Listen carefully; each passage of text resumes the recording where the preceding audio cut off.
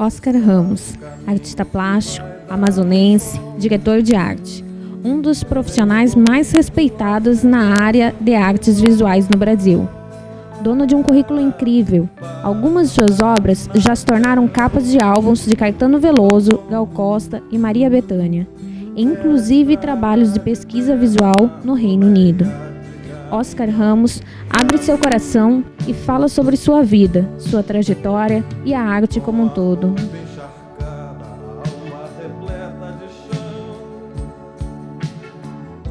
pai resolveu vir para Manaus em 1946, logo depois que a guerra acabou. E aqui em Manaus ele entrou numa sociedade de um cinema, um cinema, que era o Cine Éden, ali na Jonatas Pedrosa. E eu fui estudar, tinha uma irmã, éramos os dois, fui estudar no Euclides, primeiro no Colégio São Francisco, do professor Mourão e da dona Leonor, e depois no Euclides da Cunha, na Cachoeirinha. Né? Eu fiz o colégio estadual, meu pai queria que eu fosse arquiteto, então ele me mandou, antes do final do curso, naquela época era científico, ele me mandou para São Paulo e eu estudei um ano no Mackenzie, em São Paulo. Mas tinha um problema do Exército, eu não queria servir em São Paulo, então eu resolvi pedir a ele para voltar, que eu preferia servir aqui em Manaus. E que foi uma coisa muito acertada, porque o Exército, para mim, foi extremamente benéfico. Né?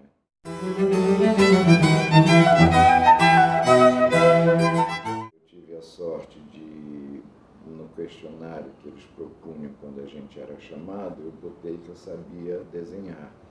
E foi justamente a época em que estavam fazendo a Vila Olímpica, estavam construindo a Vila Olímpica, se montou, o Exército montou um escritório aqui em Manaus, se chamava CEO9, Companhia Especial de Obras número 9, e eles precisavam de desenhistas técnicos, e eu fui chamado para ver, né, qual era a minha, se eu realmente sabia desenhar. Eu não sabia, eu sabia desenhar, né, mas eu não tinha a menor experiência de fazer desenho técnico, arquitetônico, nada disso. Mas um major resolveu me acolher, né, resolveu me transformar numa coisa dele, né, e ele foi maravilhoso porque ele me ensinou tudo, né. Se você ver a minha exposição que está agora na Galeria do Largo, eu quando olho para essa exposição eu vejo muito Major Moura, entendeu? Que ele foi um homem que não me apadrinhou, nunca passou a mão na minha cabeça, mas ele tinha uma objetividade, ele com toda a escassez de digamos assim, de manifestações amigáveis, não é? Ele tinha uma capacidade enorme de ensinar. Né? E eu aprendi o jogo de esquadras, aprendi o tecnígrafo, aprendi o compasso, aprendi o tira-linhas e aprendi mesmo até a trabalhar com teodolito. Eu cheguei a fazer topologia que chamam, né? Acho que é topologia, e essas casas todas aí da Vila Militar, eu fiz não só a topologia do terreno, como fiz o desenho delas também, o desenho técnico. Eu fiz a instalação de água, a instalação de eletricidade, a instalação de esgotos e a arquitetura também, né? A planta arquitetônica, material. E depois ele me ensinou também o concreto, a botar os ferros no concreto, né? Então foi um aprendizado de um ano que eu nunca esqueci e que eu me valho dele até hoje, né? Até hoje. Mas quando eu voltei de São Paulo, eu estava com 17 anos de idade, e eu tinha um grande amigo, João, eu não o conhecia, era o filho mais novo do Dr. André Araújo, João Bosco Araújo, que eu conhecia por causa das irmãs dele, né? Sobretudo a Regina, que era muito amiga dos meus tios, irmãos dos meus pais, do meu pai. E quando eu voltei, por uma coincidência, através de um amigo comum, eu conheci o João Bosco, nós fizemos uma grande amizade, e o João Bosco era um jovem intelectual, né? E ele foi quem me apresentou ao Clube da Madrugada. Eu estava com 17 anos, ele me levou a uma sessão do Clube da Madrugada e eu fiquei muito impressionado. Eu não sabia que o Amazonas tinha poetas, nem escritores, né? Eu era meio alienado nesse ponto, até mesmo por causa do meu pai, que era um português que teve muita dificuldade para aceitar o Brasil como ele é, mas, sobretudo, aceitar o Amazonas como ele é, né? O meu pai nunca foi um homem de ter se entregado às condições amazônicas, né? Ele sempre lutou contra elas. E isso me influenciou muito até um certo tempo, mas eu pintava, né? Eu desenhava, mas não levava nada a sério. E o João Bosco Araújo, me levando para o Clube da Madrugada, ele foi realmente a primeira pessoa que me fez olhar com uma certa seriedade para o que eu fazia, né? Eu passei a viver uma vida totalmente sob o ponto de vista de que eu pertencia ao Clube da Madrugada, porque eu fui convidado para participar. Quem me recebeu foi o Carlos Farias de Carvalho, que era o presidente do clube, e o Padre Ruas é que me deu as boas-vindas. Então, a minha vida quase que ficou duas, né? Porque eu tinha um passado que era meio doido, né? E aí um presente que se apresentava mais sério, né? Mas era uma seriedade, digamos, de pensamento, porque de comportamento nenhum. No Clube da Madrugada queria mais era chacoalhar a cidade, né? E a gente fez umas coisas muito doidas, né? A gente chamava muito atenção e, enfim, foi um período maravilhoso, né? Maravilhoso. Aí eu continuei desenhando, fiz uma exposição junto com o Moacir Couto de Andrade, foram as nossas primeiras exposições em 1957. E depois disso, eu atravessei uma crise religiosa e eu fui para o Ceará tentando ser monge trapista. É verdade, tentando ser monge trapista. Mas não deu certo, eu voltei para Manaus muito doente, porque eu morava com muita pobreza no Ceará, né? Era uma coisa da minha, digamos assim, da minha prática, né? Como pretendente ao sacerdócio. Eu vivia com muita pobreza e, com isso, eu peguei uma tuberculose, peguei uma anemia muito profunda. Mas, enfim, quando eu vim para passar as férias, meu pai não me deixou voltar. Ele disse, não, você vai se tratar primeiro. E um tratamento que eu pensava que ia ser muito rápido, na realidade, levou 6 meses, né?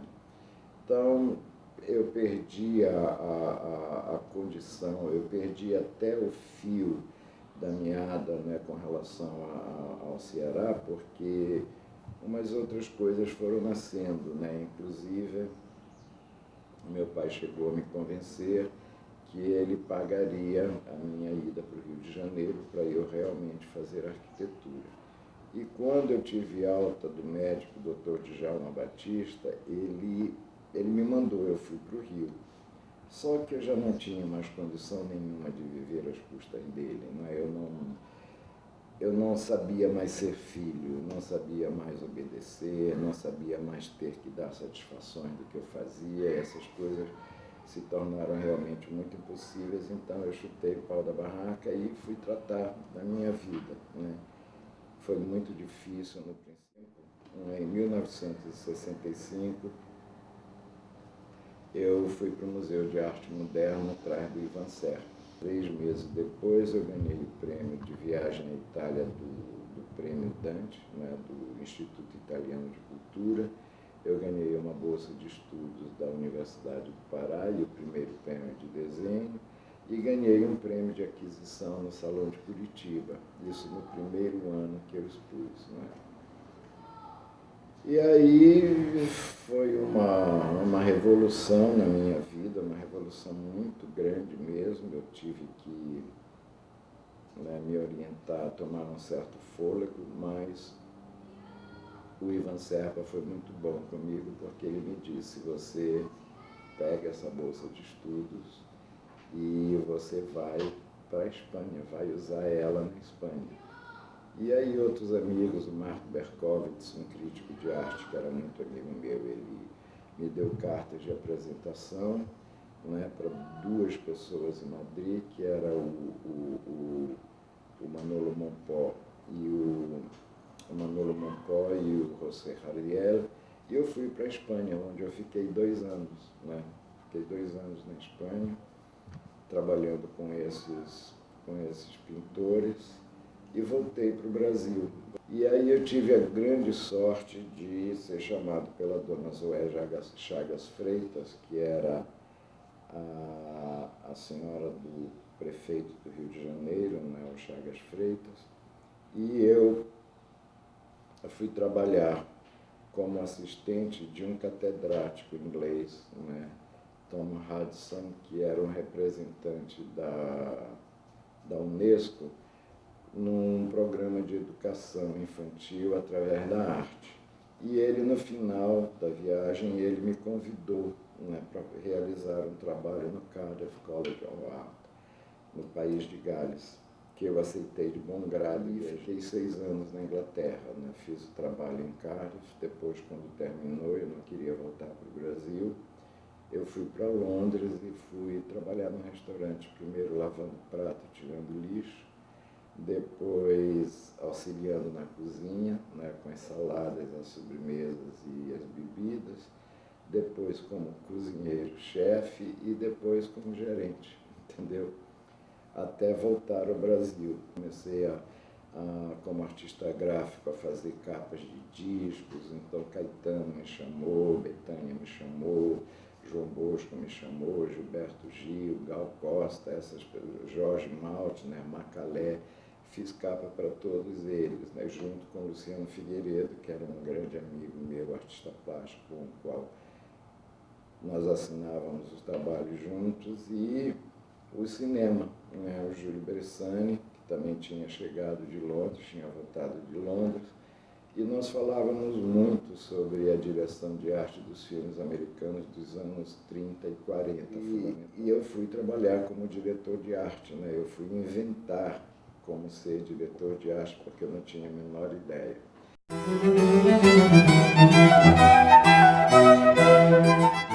Quando nós chegamos no Brasil, Luciano Figueiredo e eu, nós tínhamos saído um pouco, né, por causa do AI-5, e quando nós voltamos para o Brasil, havia uma efervescência, né, com relação ao perdão, como é que eles chamaram? A anistia, né?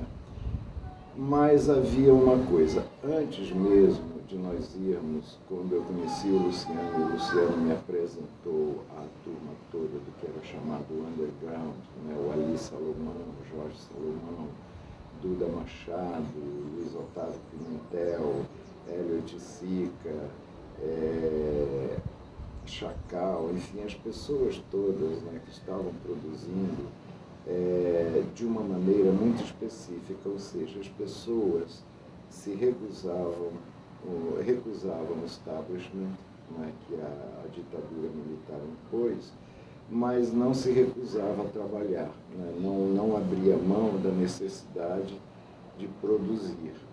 Então, o que aconteceu é que nós passamos a buscar áreas de atuação, né? Era uma coisa que naquela época era muito difícil de explicar para as pessoas, por exemplo, amigos meus que eram alienados ou que eram até de direitas e diziam: você agora fazendo capa de disco era como se fosse uma coisa menor, né? Que um pintor, né, de repente estivesse fazendo capa de disco. E era difícil de explicar, não estou fazendo capa de disco, eu faço a capa de disco procurando um campo de ação no qual eu possa exercer o meu talento e os meus pontos de vista, até políticos, através desse meio, não é?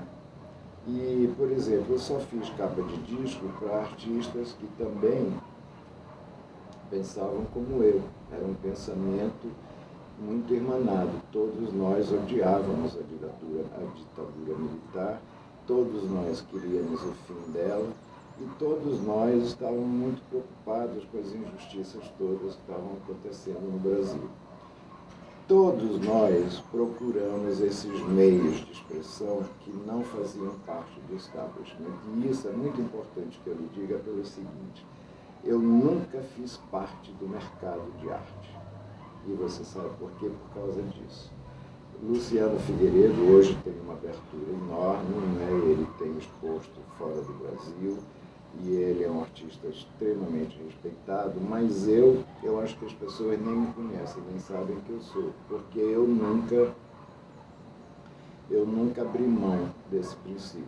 Né? Eu não sou um artista. Se você consultar qualquer portal da internet de artes plásticas, eu duvido que você vai me encontrar. Duvido mesmo. Mas, enfim, e essa é a consequência da qual eu não estou certo se eu me arrependo ou não, é uma consequência da minha atitude. Né? Eu não suporto política, eu nunca só fiz política quando eu era jovem, junto com o Manzolini e o Ernesto Penafort e outros aqui na Manaus, nós fizemos política estudantil, mas eu nunca acreditei em política. Nunca me convenceu, entendeu? Nenhum ponto de vista político jamais me convenceu. Por exemplo, meu pai era um fã ardoroso do Brizola, eu sempre achei o Brizola um horror, entendeu? E meu pai era comunista, trotskista, eu sempre achei o comunismo uma coisa que não traria solução para nada, não é?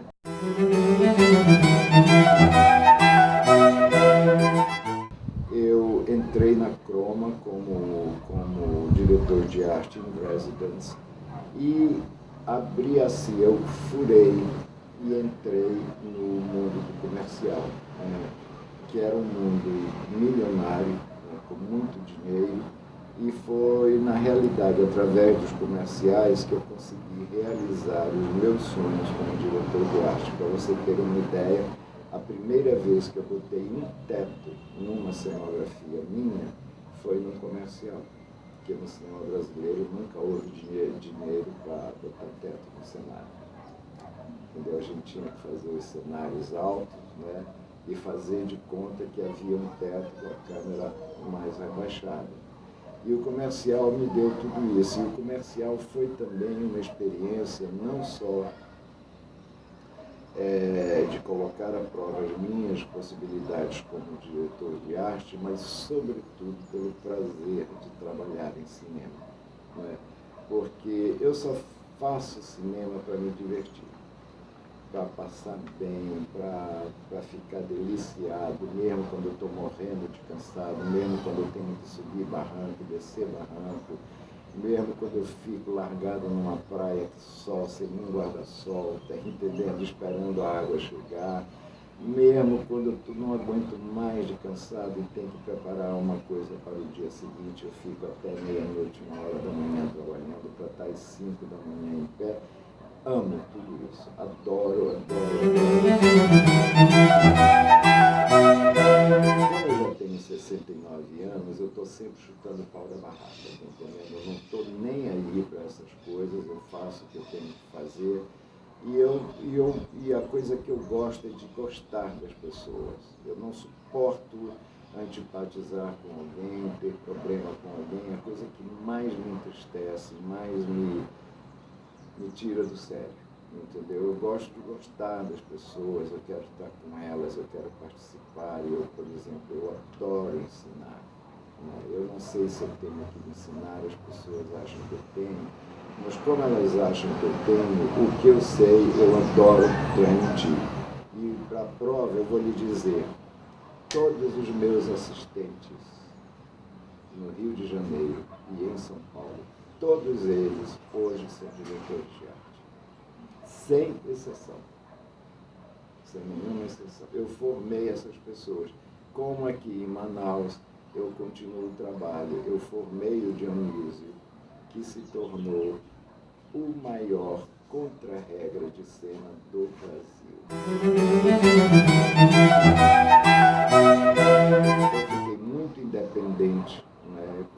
tinha nenhuma relação com nenhuma galeria, com nenhum marchand de tableau, com nenhum tipo de comércio de arte.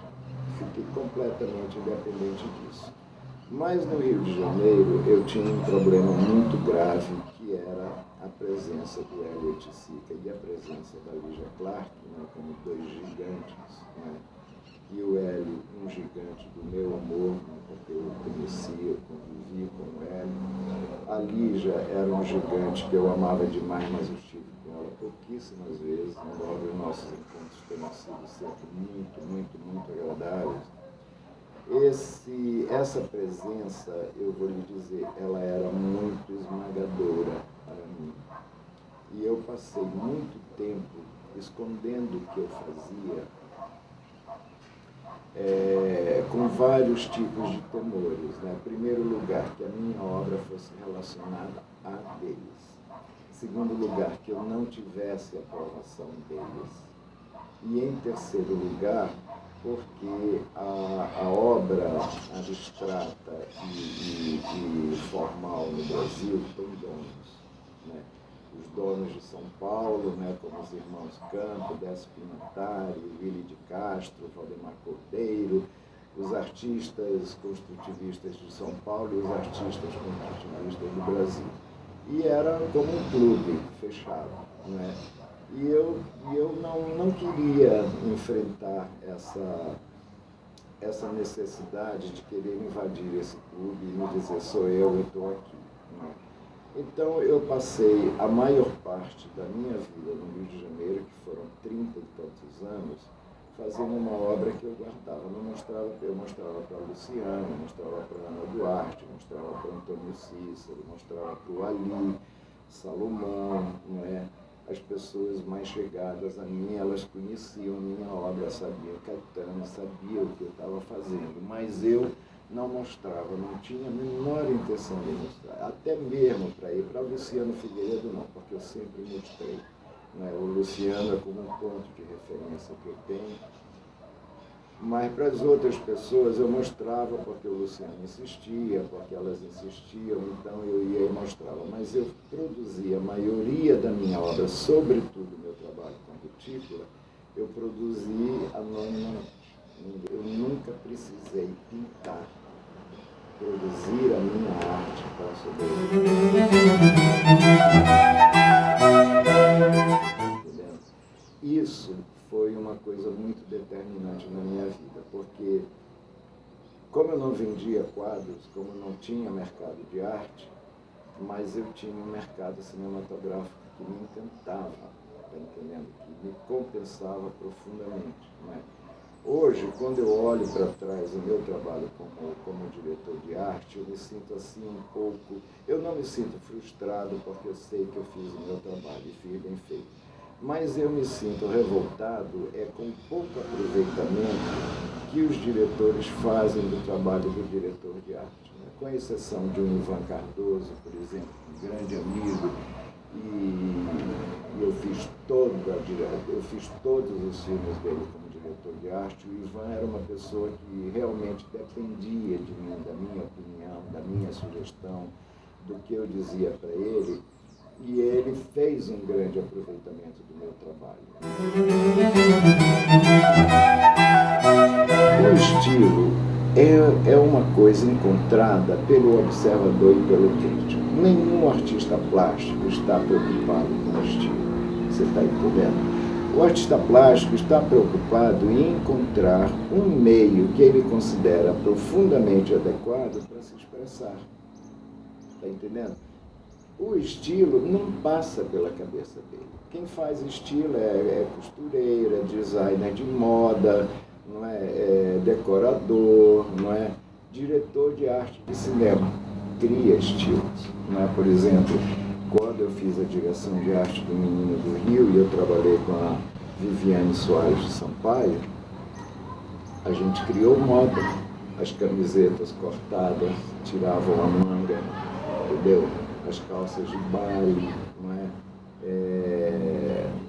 As bandanas, isso tudo foi lançado no Menino do Rio, pela primeira vez no Rio de Janeiro, no Brasil, e criou moda, né? Isso é estilo, tá entendendo? Agora, estilo de arte, não, você, o que acontece? O Art Deco, o Art Nouveau, mas são, como eu já lhe disse, são encontros de observadores depois.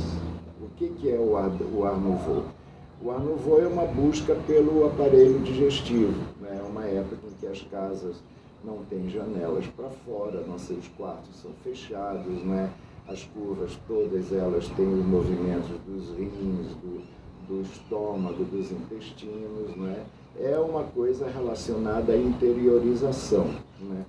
O Art Deco, o que é? O Art Deco é um papel de embrulho bonito, né?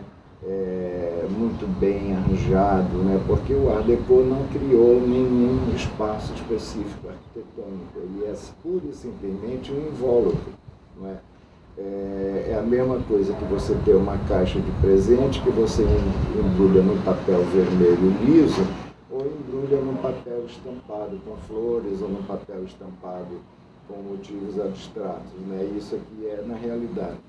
Mas o estilo em arte, está entendendo? Eu não acredito, eu desconheço. Não é? Eu desconheço e não admito. Não é? Porque o que o artista quer é se expressar. E ele quer se expressar originalmente. Ou seja, ele não quer repetir o trabalho de ninguém, ele não quer se parecer por ninguém, não por uma atitude de desprezo, mas simplesmente até por uma atitude de respeito.